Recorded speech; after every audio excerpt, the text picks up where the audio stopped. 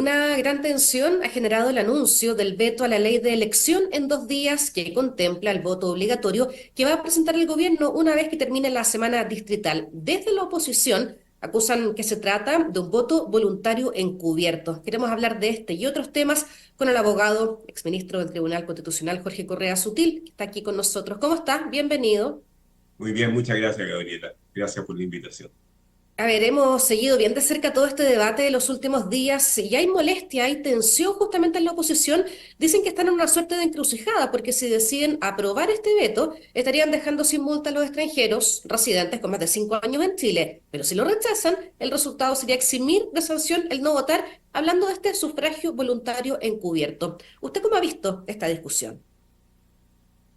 Bueno, no es raro que una disposición electoral que favorece a un sector, así parece claro por los estudios de opinión respecto de cuáles son las preferencias de los electores extranjeros en relación a los nacionales, una norma electoral que favorece a un sector, emporca, ensucia, tensiona, crispa el ambiente político como ninguna otra cosa. Es difícil pensar en alguna decisión política que crispe más el ambiente político que una decisión sobre el sistema electoral a meses de una elección, además, que no es neutra, que produce resultados en favor de un sector. Entonces, yo creo que es plenamente justificada la tensión. Ahora, si se rechaza el veto, vamos al veto, si se rechaza el veto, quedamos en el peor de todos los mundos. Yo creo que nadie puede tener un dilema de cómo votar el veto, porque sin el veto, la ley quedaría sin sanción para ningún votante y por lo tanto quedaría incumplida la Constitución, que obliga al legislador a establecer sanciones, quedaríamos con voto voluntario en condiciones que decidimos hace un tiempo por mayoría calificada que íbamos a tener voto obligatorio. Ahora, eso se puede cambiar y hay una gran discusión si el voto debe ser voluntario o debe ser obligatorio. Hay muchos países civilizados y buenas democracias en el mundo que tienen voto voluntario y otras que muy buenas democracias que tienen voto obligatorio. Pero el problema no es ese hoy día. El problema es que nosotros tenemos voto obligatorio, así lo decidimos en la Constitución. Y o tenemos Estado de Derecho o no tenemos Estado de Derecho. Si tenemos Estado de Derecho, lo que dice la Constitución hay que respetarlo. Y entonces hay obligación de votar para todos los electores y hay obligación de sancionar a todos los electores. Así dispone el artículo 15, a mi juicio, con claridad. Ahora, si se rechaza el veto, nadie queda con sanción. Si se aprueba el veto, como está anunciado, quedan con sanción los chilenos que no voten, pero quedan sin sanción los extranjeros que no voten. Habría ahí una diferencia entre chilenos y extranjeros.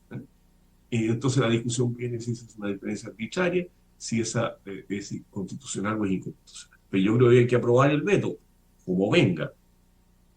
Mm. Bueno, no se conocen detalles justamente de ese veto, pero la semana pasada el ministro Elizalde dijo que el proyecto contempla esta diferencia entre ciudadano y elector. Y ahí la pregunta es si es constitucional justamente esta diferencia. No, no es constitucional, es abiertamente inconstitucional y es antidemocrático, me parece más grave. Es inconstitucional porque aquí hay una discusión, digamos. Los que dicen que es constitucional dicen que es constitucional por el artículo 14, que dice que los extranjeros podrán votar y por lo tanto tienen una facultad y nadie puede ser sancionado si no ejerce una facultad y no un deber. ¿Eh? Esa es la tesis. Y el artículo 15 parece en contradicción con él en cuanto dice que hay que sancionar a todos los electores, ¿ya? Y que es obligatorio el voto para todos los electores. Y en la voz electores, y claramente están incluidos todos, sin distinción de moros y cristianos, de extranjeros y chilenos. O sea, hay una aparente contradicción entre el artículo 14 y el 15. Bueno, cuando hay contradicción entre dos disposiciones, los abogados sabemos exactamente qué hacer y es una regla que nadie discute. eh, eh, Principio de jerarquía, y en este caso las dos normas son de igual jerarquía, así que ese criterio no vale. Principio de especialidad y principio de temporalidad. El más claro en este caso es el de temporalidad. O sea, la norma que establece que el voto es obligatorio para todos los electores es del año 2023 y por lo tanto es posterior a la norma que le dio la facultad a los extranjeros.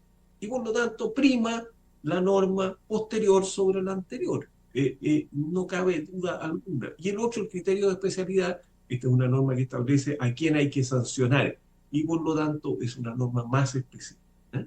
Entonces, los dos criterios de la manera de resolver los conflictos son claros en cuanto a cuál de las dos normas debe primar. ¿Eh? Y en eso los abogados no, de verdad no debiéramos estar discutiendo porque todos sabemos que hay que aplicar esos dos criterios y esos dos criterios conducen a una sola solución.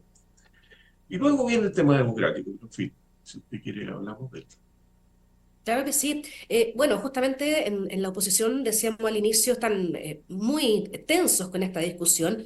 Gloria Hood, por ejemplo, ha dicho que esto afecta la estabilidad democrática y que además desgasta la legitimidad de las autoridades que vamos a elegir. ¿Usted comparte esa frase, esa declaración? No, no, yo no creo que esté en juego la estabilidad democrática de Chile, pero me parece que lo que hace el gobierno es sacar una ventaja en una norma electoral, cuestión que nunca se puede hacer en democracia. Las leyes electorales tienen que ser neutrales hasta donde sea posible. ¿Eh? Yo entiendo que dividir los territorios, si nunca es tan neutral, ¿eh? Si el distrito tal incluye la comuna tal o no lo incluye, porque los votantes son más de un sector o de otro.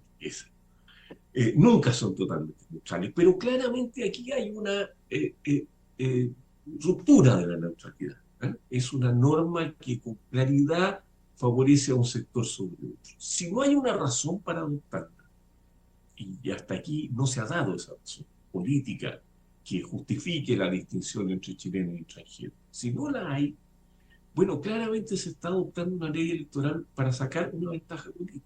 Y eso no rompe la democracia chilena, creo yo, pero sí claramente tensiona el conflicto político a un nivel que al gobierno yo creo que cometería una torpeza grave si manda el veto como lo manda, porque va a crear un ambiente político en el cual no va a lograr sacar ninguna reforma, porque el ambiente político se va a ensuciar hasta la eternidad. Y, bueno, y las elecciones se van a volver a medir y van a decir, bueno, ganó tal, pero claro, si hubiera sido un voto obligatorio para los extranjeros como debía, entonces habría ganado el otro. Bueno, eso no puede pasar si en Chile no discutimos el resultado de las elecciones. Bueno, ahora va a ocurrir que lo vamos a discutir. Mm. Eso es muy, muy negativo.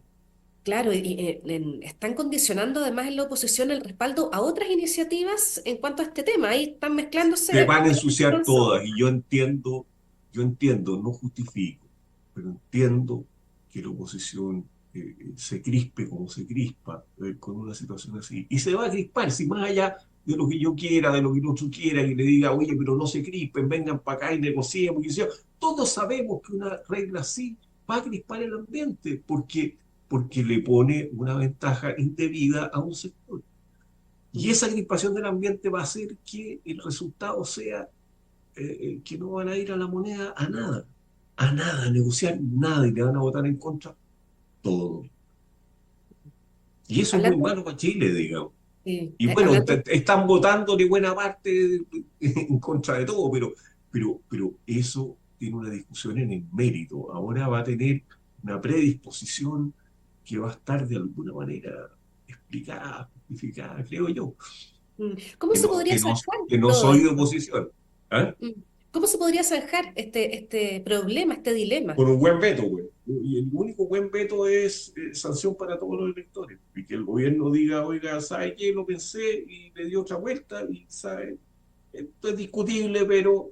y salir diciendo que si bien no sé qué, lo otro no sé cuánto, y poner electores en vez de ciudadanos. Mm. Y el Sí. problema se soluciona. Y nadie pasa vergüenza si el gobierno se corrige en esto. No pasa vergüenza, creo yo. Mm. Hablando del ambiente, pasemos al tema de la seguridad, un recrudecimiento de la violencia, fin de semana que cerró con 16 homicidios, hay muchas voces que están pidiendo la salida de ministros, estado de sitio en la región metropolitana. ¿Cómo ha visto usted lo que está ocurriendo con la delincuencia y crimen organizado en Chile? Mire, yo tengo una mirada un poco más distante del crimen organizado, que no me tocó como subsecretario de esta realidad, yo lo fui entre el 2001 y el 2005. Y la verdad es que el panorama criminal chileno era distinto al que hay hoy día. Eh, Solo me cabe lamentar la reacción de la oposición. Yo entiendo que esté crispada, pero creo que se le pasa la mano pidiendo la renuncia de los ministros. Este es un problema nacional. Yo creo que en vez de pedir renuncia a los ministros, la oposición debería ir a la moneda a buscar acuerdos. Con sus planteamientos propios, digamos, y si quieren estado de sitio, no sé qué, bueno, no me parece que sean las soluciones correctas, pero serán las que ellos propongan. Pero no nos queda otra, Gabriela, no nos queda otra en este país que dejar de tirarnos los platos por la cabeza cada vez que ocurren 5 homicidios o lo que pasó el fin de semana. No, no podemos, tenemos que tener una política nacional. Y no medidas efectistas, sino una política nacional y decir, oye, pongámonos de acuerdo, a ver, ¿cuáles son los problemas? Uno, que no hay dirección civil sobre las policías que responda políticamente. Dos, las cárceles, que ahí está el cerebro de la delincuencia. Tres, las aduanas por donde está entrando y saliendo la droga por puertos chilenos. Cuatro, no sé qué. Ya. Después tenemos el inicio de las carreras delictuales. Los cabros están fuera del colegio y no tenemos sistemas reales de reinserción escolar. Ese es un problema central. Dos, tenemos un problema de consumo excesivo de drogas y alcohol entre jóvenes. ¿Cómo lo vamos a enfrentar? Tres, tenemos un problema de salud mental entre los jóvenes. ¿Cómo lo vamos a enfrentar? Esos son tres elementos que si se llegan a juntar, pero uno de ellos cualquiera por separado, son típicamente inicios de carreras delictivas. No hay muchos más. Y embarazo adolescente. Digamos que creo que hemos tenido mejores políticas hasta donde entiendo, Pero pero son que muchos los problemas que debiéramos está reforzarlo. enumerando. ¿Ah? Son muchos ¿Perdón? los problemas que usted está enumerando, pero Son muchos. Hay que listarlo y sentarse y decir, bueno, ¿cómo le hacemos para este? ¿Cómo le hacemos para el otro? Ya, te falta un problema, Correa, no sé si yo no quiero posar de experto, pero esos problemas tenemos que identificar. Y esas políticas tienen que durar 15 años, Gabriela, porque pero es lo inmediato. Claro, mañana se van a haber más entiende. delitos. Mm. Gabriela, mañana van a haber más delitos. Ah, inmigración, perdón. Mañana van a haber más delitos. No nos queda otra que entender que mañana van a haber más delitos. Tenemos que aminorar los pasados mañana. A corto plazo, no digo a mediano plazo, a corto plazo. Policías mejor dirigidos y mejor entrenados. Y luego tenemos que enfrentar el problema a mediano plazo, con las cosas que yo les señalé. Y tenemos que trabajar en las cárceles y tenemos que trabajar a aduanas. Hoy tenemos que cortar un poquito el negocio. Si el negocio todavía sigue siendo fundamentalmente la droga. Hay otros, la extorsión, el cobro de impuestos, etcétera. Pero la droga sigue siendo el problema fundamental. Pero en Y lo ahí inmediato, no porque hacemos más. ese problema que usted está nombrando se soluciona a largo plazo. En lo inmediato, ¿qué se puede hacer? Ya está la No, propuesta. si no son a largo plazo. Tener mucho mejor sistema de control en aduana no es a largo plazo. Se está controlando muy poco. Dos, trabajar más con inteligencia en las cárceles y con infiltración de los celulares o fin de los celulares. Yo los dejaría los celulares y estaría seguro de tenerlos todos infiltrados, pero en fin. Pero las cárceles son un problema central. Las tenemos mal armadas. Y tres, la dirección sobre el patrullaje policial y la rápida reacción de las policías. Haga la prueba usted, Gabriela, de llamar al 133 de Carabineros y la tienen 7 minutos, 10 minutos, 15 minutos esperando en línea. Bueno, si usted tiene una emergencia, ese tiempo gravísimo. Bueno, eso hay que solucionarlo mañana. Entonces, Mm. ¿van a haber delitos mañana? Sí, pero podemos pensar que el 2025 podemos disminuir. Y luego pensar que de verdad podemos tener un país tranquilo en términos relativos, ni ningún país enteramente tranquilo en el mundo moderno, el 2035.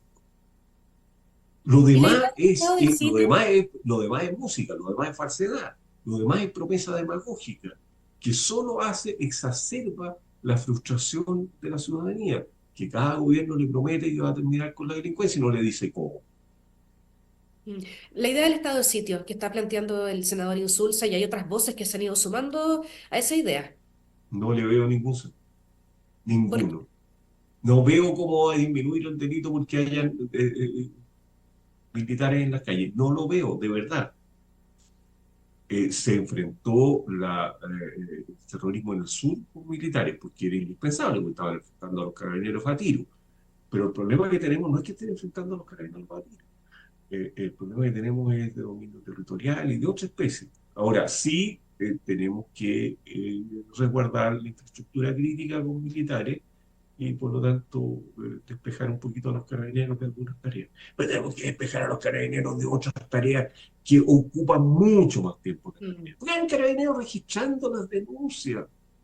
¿Se requiere ser un profesional con esa preparación para registrar denuncias? No, por favor.